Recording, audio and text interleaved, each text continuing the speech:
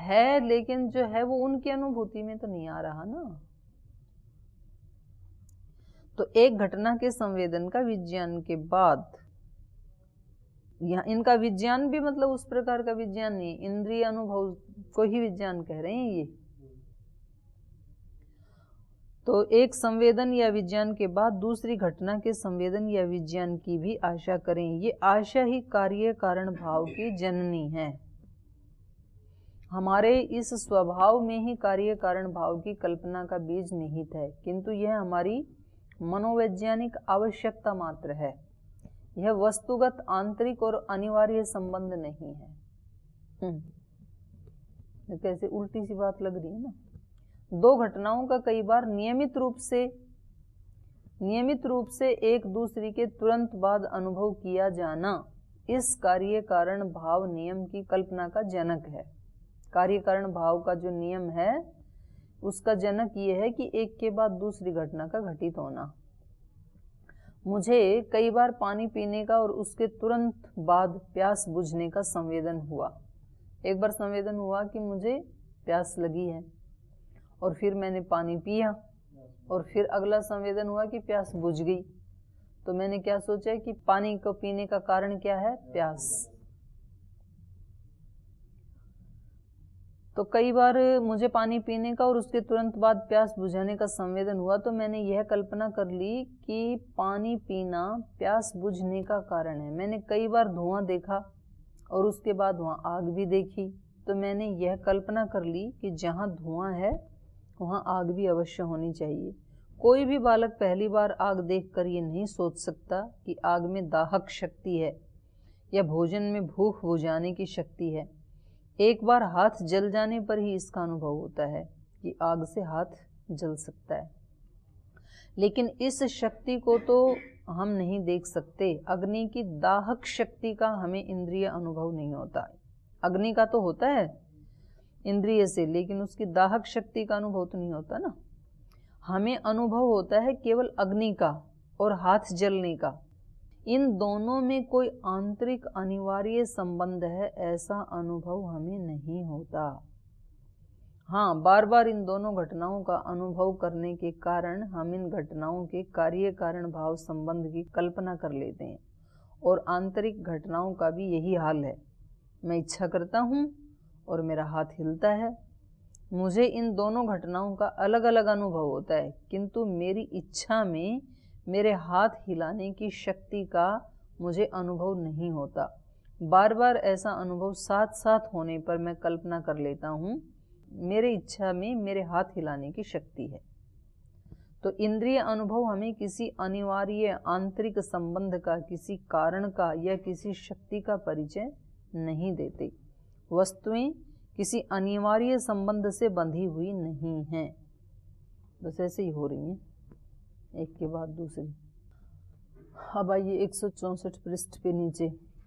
कुछ दार्शनिक ऐसे हैं जो यह कल्पना करते हैं कि हमने अपने आत्म तत्व की प्रतिक्षण ज्वलंत अनुभूति होती रहती है, कि हमें सत्ता का और इस सत्ता की अविच्छिन्नता का साक्षात अनुभव होता है, और जो इस आत्मा की प्रमाणातीत पूर्ण एकता और कूटस्थता में विश्वास रखते हैं। जहाँ तक मेरा संबंध है, मैं तो जब अपनी इस आत्मा को देखने के लिए इसके भीतर खूब गहरे घुसता हूँ, तब किसी न किसी विशेष संवेदन या विज्ञान से ही हटकर रह जाता हूँ। जो संवेदन या विज्ञान गर्मी, सर्दी, प्रकाश, छाया, प्रेम, घृणा, दुख, सुख आदि होते हैं। बिना किसी संवेदन या विज्ञान के मैं तो अपनी आत्मा को कभी नहीं पकड़ पाता। मतलब ये जैसे बैठ गए और जो विचार चल रहे हैं तो उसी का ही संवेदन होगा ना, उन्हीं का ही ज्ञान होगा। बस उससे आगे ये गए नहीं, विचारातीत स्थिति इन्होंने नहीं जानी, और इसलिए कहते हैं कि आत्मा नाम की चीज कोई नहीं है। मैं तो कई बार अंदर गया और मुझे केवल इन अनुभूतियों के अतिरिक्त कुछ नहीं मिला, इन विज्ञानों से ही टकरा करके हटकर में आ गया। अब इनको ये नहीं पता कि जिसको ये मैं कह रहे हैं, मैं गया, ये मैं कौन है। तो ये इनके मन में नहीं आया कि इस मैं की खोज की जाए। ये अनुभूति करने वाला कौन है? जो अंदर जाकर के सुख दुख की, सर्दी गर्मी की, प्रेम घृणा की अनुभूति कर रहा है, वो कौन है? इसकी तरफ नहीं गए इनका ध्यान। तो बोले बस ये संवेदन ही अंतिम है। तो बिना किसी संवेदन या विज्ञान के मैं तो अपनी आत्मा को कभी नहीं पकड़ पाता, और ना मुझे संवेदन या विज्ञान के अतिरिक्त अन्य किसी की अनुभूति होती है। जब भी ये अनुभव मुझसे अलग हो जाते हैं, जैसे गाढ़ निद्रा में, तो मुझे अपनी आत्मा का अनुभव नहीं होता, और उस समय सचमुच मेरा अस्तित्व नहीं रहता। मतलब जब मैं गाढ़ निद्रा में होता हूँ ना, तो मेरा कोई अस्तित्व रहता ही नहीं।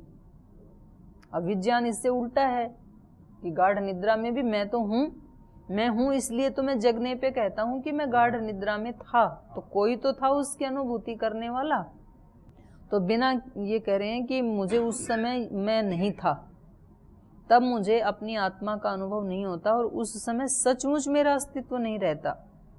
यदि मृत्यु के द्वारा मेरे ये सब अनुभव मिटा दिए जाएंगे, तो मुझे पूर्ण असत बना देने के लिए और किसी वस्तु की आवश्यकता नहीं रहेगी। माने मृत्यु के बाद मैं क्या हो जाऊंगा? पूर्ण असत, मेरा कोई अस्तित्व नहीं है। तो मेरा अस्तित्व किससे है? इन संवेदनों से ही, इंद्रिय अनुभवों से।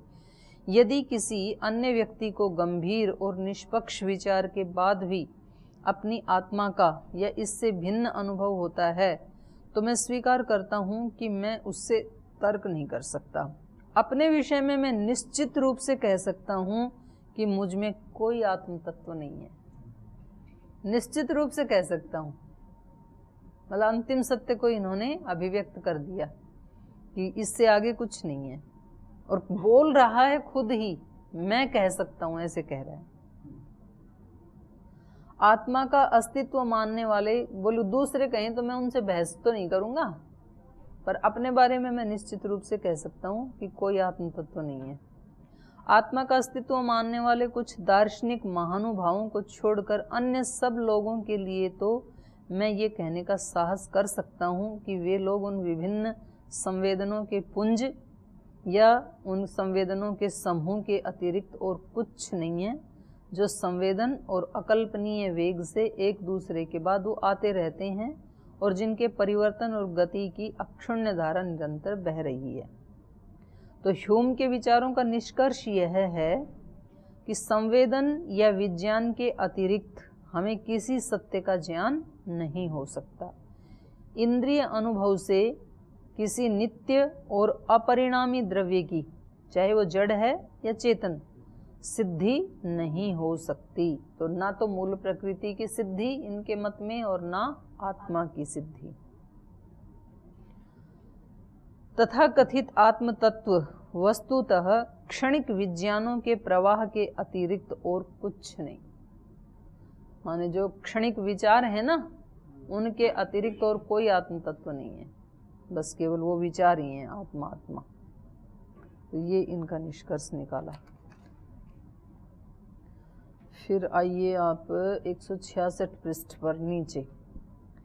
ह्यूम एक युग प्रवर्तक दार्शनिक हैं। बुद्धिवाद की रूढ़ियों का खंडन उनकी मुख्य सफलता है। मतलब इनको युग प्रवर्तक दार्शनिक कैसे मान लेते हैं, ये समझ से बाहर है।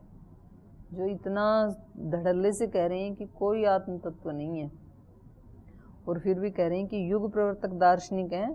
बुद्धिवाद की रूढ़ियों का खंडन इनकी मुख्य सफलता है। जिस अनुभववाद को मानकर वे चले हैं, उसके अंत तक निर्भय होकर पूर्ण निष्पक्ष रीति से विचार करते हुए वे पहुंचे हैं। उनकी पद्धति मनोवैज्ञानिक और आलोचनात्मक रही है। ह्यूम की आलोचना भी बहुत अधिक हुई, होने के काम ही कर रखे हैं तो होनी चाहिए। बर्ट्रैंड रसेल ने कहा है कि ह्यूम का खंडन करना दार्शनिकों का प्रिय विषय रहा है। तो इस प्रकार से इंद्रिय अनुभव ज्ञान के इन बीजों को पल्लवित, पुष्पित और फलित करता है, उनको उत्पन्न नहीं करता। ये जो इंद्रिय अनुभव ज्ञान है, ये इस ज्ञान के बीजों को पल्लवित, पुष्पित, फलित करता है, उत्पन्न नहीं करता। ज्ञान का उद्गम स्वतः सिद्ध स्व अनुभूति में न खोजकर इंद्रिय अनुभूति में खोजना भयंकर भूल है और इसका आत्मघाती परिणाम वही होगा जो ह्यूम के दर्शन में हुआ। ये स्वतः सिद्ध स्व अनुभव ही असली आत्मरूप है, इसका निराकरण नहीं हो सकता, ह्यूम भी नहीं कर सके।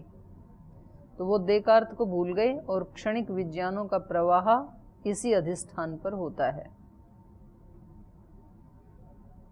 तो इस प्रकार से इनकी विधि तो मनोवैज्ञानिक थी, लेकिन उन्होंने भाषा विश्लेषण पर ध्यान नहीं दिया। थोड़ा तो चले, दोनों का कॉम्बिनेशन बनाने की कोशिश की, लेकिन भटक गए। अब ये अगले जो हैं कांट, ये काफ़ी बड़े दार्शनिक हुए हैं और इन्होंने मतलब वास्तव में एक वैसा जीवन जिया है दार्शनिक जैसा। तो ये जर्मनी के सुप्रसिद्ध दार्शनिक जो हैं उनमें कांट की गणना विश्व के महत्तम दार्शनिकों में है। कांट का जन्म कोनिग्सबर्ग नगर के एक दरिद्र परिवार में हुआ। उनका पालन पोषण धार्मिक वातावरण में हुआ। कोनिग्सबर्ग विश्वविद्यालय में गणित, विज्ञान और दर्शन के एक अत्यंत प्रतिभाशाली छात्र थे। शिक्षा समाप्त करके कुछ दिनों तक जीविका निर्वाह के लिए इधर उधर के संपन्न परिवारों में शिक्षक का कार्य करते रहे। बाद में विश्वविद्यालय में शिक्षक के रूप में उनकी नियुक्ति हो गई। कुछ वर्षों के बाद प्रधान अध्यापक और फिर अध्यक्ष हो गए। उनकी प्रवृत्ति अंतर्मुखी थी और गंभीर अध्ययन में तल्लीन रहते थे। आजन्म ब्रह्मचारी रहे। उनका प्रत्येक कार्य यथा समय और यथा नियम हुआ करता था। जब घूमने निकलते थे तो लोग उनको देखकर अपनी घड़ियां मिलाया करते थे, इतने टाइम के पंक्चुअल थे। वे कर्तव्य परायण और उदार हृदय थे। उनका बाह्य जीवन घटना शून्य था। वे अपने प्रांत के बाहर कभी नहीं निकले। कांट का जीवन साधारण, सरल और घटना शून्य होने पर भी उनके विचार अत्यंत असाधारण, जटिल और क्रांतिकारी थे। कांट पर लाइबनिच और वोल्फ के बुद्धिवाद का, लॉक और बर्कले के अनुभववाद का, ह्यूम के संदेहवाद का और वोल्टेयर के ज्ञानवाद का, रूसो के भावुकतावाद का, न्यूटन के भौतिक विज्ञान का और पाइटिस्ट संप्रदाय के धार्मिक आचार का प्रभाव पड़ा। माने काफ़ी ये रीडर थे, खूब सारा पढ़ते थे, सबको पढ़ा ना इन्होंने। तो कहते हैं रीडर्स ही लीडर बनते हैं। जो बहुत ज़्यादा पढ़ते हैं ना, वो ही नेतृत्व की क्षमता रखते हैं अपने अंदर, क्योंकि खूब सारे अनुभव ले लिए ना उन्होंने उन व्यक्तियों के, तो उनको अलग से अनुभव करने की आवश्यकता नहीं है। तो उन सब को फिर वो जूस बना के पी जाते हैं और फिर वो लीड करते हैं। तो किसी भी फील्ड में जो ज़्यादा रीड करेगा वो ही अच्छे से लीड करेगा उस फील्ड का। तो ऐसे ही इन्होंने खूब सारा पढ़ा। कांट पर इन सब का प्रभाव पड़ा। कांट के विख्यात दार्शनिक ग्रंथ हैं शुद्ध ज्ञान की परीक्षा, आचार मूलक ज्ञान की परीक्षा और कला और सौंदर्य मूलक ज्ञान की परीक्षा। तो इनकी पुस्तकों के हेडिंग से भी ऐसे लगता है कि बहुत विचारक व्यक्ति हैं। बुद्धिवाद और इंद्रिय अनुभववाद के दीर्घकालीन संघर्ष को समाप्त कर देने का श्रेय कांट को है। बुद्धिवाद और इंद्रिय अनुभववाद, इन दोनों में अपने अपने गुण दोष हैं, दोनों एकांगी हैं, दोनों में आंशिक सत्य है, दोनों में एक भी पूर्णतः सत्य नहीं है। इस संघर्ष में दोनों ही हारकर थक गए, विजय किसी की नहीं हुई। कांट इन दोनों की असफलता को ध्यान में रखकर अपने दर्शन को प्रारंभ करते हैं। तो इनके दर्शन का बेस क्या है? आलोचनात्मक और अतीन्द्रिय विज्ञानवाद, ये है इनका। हाँ, तो इन तीनों शब्दों का अर्थ जान लेना चाहिए। आलोचनात्मक माने क्रिटिकल का क्या अर्थ है, अतीन्द्रिय और विज्ञानवाद, इन दोनों शब्दों का क्या अर्थ है। तो इन पहले आलोचनात्मक इस शब्द को लें। बुद्धिवादियों ने आंख मूंद कर बुद्धि का विश्वास किया। उनके अनुसार बुद्धि अपने स्वतः सिद्ध और सार्वभौम नियमों द्वारा तत्वज्ञान कर सकती है।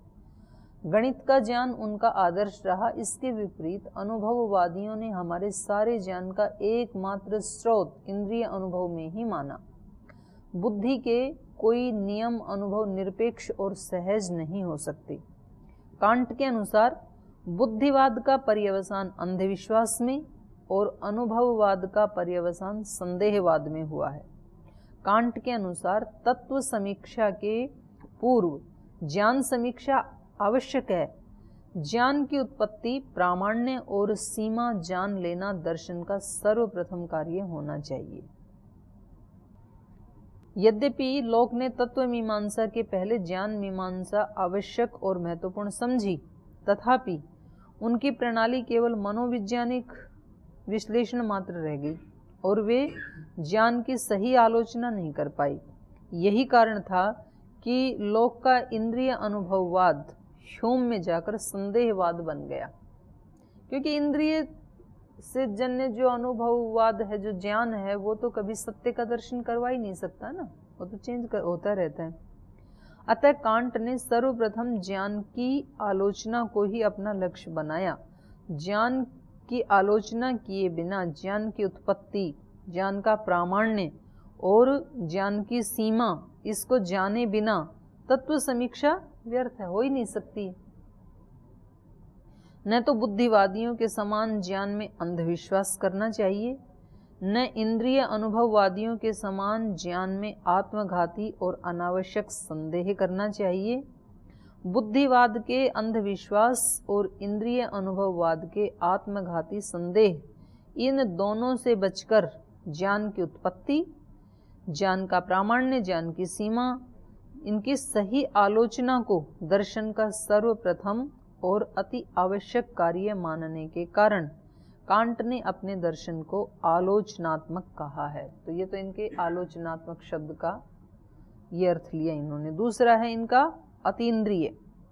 अतीन्द्रिय शब्द पर विचार करें। कांट के अनुसार ज्ञान इंद्रिय संवेदन और बुद्धि विकल्प, इन दोनों के सम्मिश्रण से उत्पन्न होता है। इंद्रिय संवेदन ज्ञान की सामग्री है, बुद्धि विकल्प इस अस्त व्यस्त सामग्री को ज्ञान के रूप में देते हैं। इंद्रिय संवेदन वेदना मात्र हैं और ज्ञान कहलाने का पात्र नहीं है। ज्ञान बनने के लिए संवेदनों को बुद्धि विकल्प के द्वारा संग्रहित और निर्धारित होना पड़ता है। अनुभववादियों ने ज्ञान को इंद्रिय संवेदन से ही बांध दिया। फलस्वरूप क्या हुआ? अनुभववाद का पर्यवसान ह्यूम के आत्मघाती संदेहवाद में हुआ। वस्तुतः इंद्रिय अनुभववाद के आधार पर किसी भी दर्शन की प्रतिष्ठा संभव नहीं हो सकती, इंद्रिय अनुभववाद की भी नहीं। अतः ज्ञान अपनी सामग्री के लिए इंद्रिय संवेदन पर निर्भर रहता हुआ भी अपने स्वरूप की प्राप्ति के लिए, अर्थात ज्ञान बनने के लिए इंद्रिय अतीत बुद्धि विकल्पों की शरण लेता है। ज्ञान के इस अतीन्द्रिय स्वरूप के कारण कांट ने अपने दर्शन को अतीन्द्रिय कहा। और बुद्धि में भी, बुद्धि की भी सर्वोत्कृष्ट स्थिति जो ज्ञान तक पहुंचाएगी, सामान्य बुद्धि नहीं, इंद्रिय अनुभव और फिर उन अनुभवों के बाद बुद्धि, बुद्धि की भी फिर उत्कृष्टतम जो स्थिति है वो उसको ज्ञान बनाएगी। तीसरा इनका शब्द है विज्ञानवाद। अतीन्द्रिय विज्ञानवाद था ना, तो विज्ञानवाद क्या है? कांट अपने आप को एक विशिष्ट अर्थ में विज्ञानवादी कहते हैं। उनके अनुसार ज्ञान अतीन्द्रिय होते हुए भी अपने सामग्री के लिए इंद्रिय अनुभव पर निर्भर होता है। ज्ञान तो कैसा है? अतीन्द्रिय है। वो जो असली ज्ञान की उत्पत्ति होगी वो इंद्रियातीत होने पर होगी, लेकिन उसके लिए भी इंद्रिय अनुभव पर वो निर्भर रहता है। पहले इंद्रिय अनुभव तो करना ही होता है। अतः वास्तविक ज्ञान इंद्रिय संवेदनों के बिना नहीं हो सकता। ज्ञान व्यवहार तक सीमित है, परमार्थ तक उसकी गति नहीं है। ये भी पंक्ति इनकी अच्छी है। कांट दृष्टि सृष्टिवाद या जीव सृष्ट विज्ञानवाद के प्रबल विरोधी हैं। यह सत्य है कि हमें अपने विज्ञानों का ही ज्ञान होता है, किंतु ये विज्ञान हमारी कल्पना की सृष्टि नहीं है। ये विज्ञान पारमार्थिक स्वलक्षणों के द्वारा उत्थापित होते हैं। जिन स्वलक्षणों या पारमार्थों का हमें कदापि ज्ञान नहीं हो सकता। हमारे व्यवहार का ज्ञान सत्य, असंदिग्ध, निश्चित और सार्वभौम है।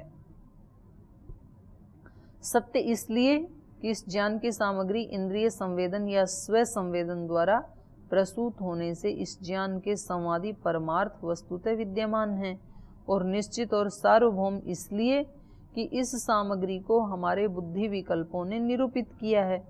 लेकिन अतीन्द्रिय परमार्थ के विषय में हमारा ज्ञान केवल हमारे काल्पनिक विज्ञानों का ही ज्ञान है, क्योंकि इन विज्ञानों के संवादी परमार्थ संवेदन या स्व संवेदन के अभाव के कारण वस्तुतः विद्यमान नहीं है। अतः कांट व्यवहार के ज्ञान में वस्तुवादी और परमार्थ के ज्ञान में विज्ञानवादी हैं। मतलब ये दोनों को, ऐसा नहीं है कि ये इंद्रिय अनुभववाद को बिल्कुल ही उखाड़ दे रहे हैं, लेकिन वो प्रारंभिक अवस्था है। और फिर ऐसा भी नहीं है कि ज्ञान इंद्रियातीत है, लेकिन ऐसा नहीं है कि उसमें इंद्रिय की आवश्यकता नहीं, क्योंकि कम से कम अंतःकरण जो मन इंद्रिय है उसकी तो आवश्यकता होती ही है। तो मन और बुद्धि का जो सबसे उत्कृष्ट रूप हो सकता है, यद्यपि प्रज्ञा तक ये नहीं पहुंच पाई, ये भी नहीं पहुंच पाई। जो हमारे यहाँ ऋषियों ने जिसको प्रज्ञा कहा है, ऋतंभरा कहा है, वहाँ तक तो नहीं पहुँचे। इन्होंने कुछ और ही अर्थ समझ लिया प्रज्ञा का, तो वहाँ जाकर ये फेल हो गई। लेकिन वहाँ तक, उस सीमा से नीचे वहाँ तक ये पहुँचे, बुद्धि की बहुत उत्कृष्ट अवस्था का साक्षात्कार इन्होंने किया। और उसके बारे में ही ये कहते हैं अतीन्द्रिय, अपने विज्ञान को ये कहते हैं अतीन्द्रिय होता है। अतीन्द्रिय मतलब ये तो जो पीछे थे लौक बरकले, ये तो सामान्य जो इंद्रियों का अनुभव होता है अंतःकरण में, और अंतःकरण के जो हमारे अनुभव हैं, ज्ञान है, उसको ही ये विज्ञान मान रहे थे। ये उनसे 2 कदम आगे बढ़े और इन्होंने कहा कि नहीं, ये केवल इंद्रिय अनुभव नहीं है ज्ञान का आधार। एक आधार तक तो है उसका, लेकिन जो वास्तव में दार्शनिक ज्ञान होता है या तत्व का ज्ञान है या परमार्थ ज्ञान है, वो इंद्रियातीत है। इंद्रियातीत या अतीन्द्रिय एक ही बात है, पर अतीन्द्रिय कहने के बावजूद भी ये बुद्धि की एक निर्विचार अवस्था तक तो पहुँचे, लेकिन जो ऋतंभरा प्रज्ञा है उसको ये भी ठीक से समझ नहीं पाई। तो एक बार पढ़ते हैं इनका। कांट अपने दर्शन को ये 3 ऊपर जो विशेषण हैं, क्या क्या विशेषण दिए इन्होंने? क्रिटिकल, आलोचनात्मक है मेरा दर्शन, और दूसरा अतीन्द्रिय है और विज्ञानवाद पे टिका हुआ है। तो उपर्युक्त तीनों विशेषणों से, जिनसे कांट ने अपने दर्शन को विशिष्ट किया है, अर्थात आलोचनात्मक, अतीन्द्रिय और विज्ञानवादी, इन 3 विशेषणों से कांट के ज्ञान की उत्पत्ति, प्रामाण्य और सीमा विषयक विचार भी स्पष्ट हो जाते हैं। ज्ञान की उत्पत्ति इंद्रिय संवेदन और बुद्धि विकल्प दोनों के मिलन से होती है। ये दोनों हमारे ज्ञान के माता पिता हैं। दोनों में से एक का भी यदि अभाव हुआ तो या तो ज्ञान ही नहीं बनेगा या फिर अयथार्थ होगा। और प्रामाण्य के विषय में कांट का विचार है कि व्यवहार का ज्ञान तो निश्चित एवं प्रामाणिक है, लेकिन परमार्थ के ज्ञान के प्रामाण्य को जानने के लिए हमारे पास कोई साधन नहीं। ये ज्ञान हमारा प्रामाणिक है या नहीं है, इसको जानने के लिए हमारे पास कोई साधन नहीं है। सीमा के विषय में कांट का मत है कि हमारा ज्ञान व्यवहार तक सीमित है, परमार्थ तक उसकी गति नहीं है। तो कम से कम ये सत्य स्वीकार किया कि हमारा जो ज्ञान है उसकी गति व्यवहार तक है, परमार्थ तक नहीं है। इस पृष्ठभूमि के बाद अब हम इस विषय पर विचार करें कि कांट ने बुद्धिवाद और अनुभववाद के लंबे संघर्ष को किस प्रकार समाप्त किया। पाश्चात्य दर्शन के आधुनिक युग का श्री गणेश बुद्धिवाद के उदय से हुआ।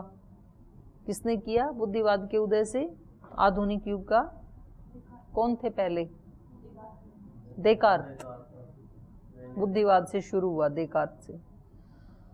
मध्य युग की धार्मिक परंपरा के विरुद्ध, वो तो ईसाइयों का चल पड़ा था ना मध्य युग में, तो शास्त्र के अयुक्त अंधविश्वासों के विरुद्ध और व्यक्ति स्वातंत्र्य और तर्क को दबाने के प्रयत्नों के विरुद्ध आधुनिक भौतिक विज्ञान एवं दर्शन बुद्धि का प्रबल शास्त्र लेकर उठ खड़े हुए और विरोधियों को कुचलकर ही दम लिया। विरोधियों की पराजय के बाद भौतिक विज्ञान और दर्शन अपने अलग अलग मार्ग पर चलने लगे।